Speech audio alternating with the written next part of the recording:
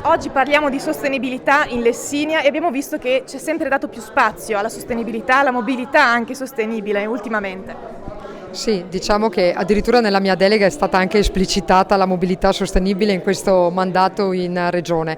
Allora, parlare di sostenibilità è la cosa più facile del mondo, perché di fatto tutti parliamo di sostenibilità, la sfida più importante e più difficile è quella di dare dei contenuti alla sostenibilità. Affronto questi stati generali con molta curiosità perché voglio sentire quali sono le idee, le progettualità che il territorio, gli enti locali, le associazioni hanno da proporre, ma credo che la Lessinia abbia delle potenzialità inespresse che si tratta solo di riuscire a catturarle e poterle offrire ai molti turisti che in futuro potranno visitare questi meravigliosi territori.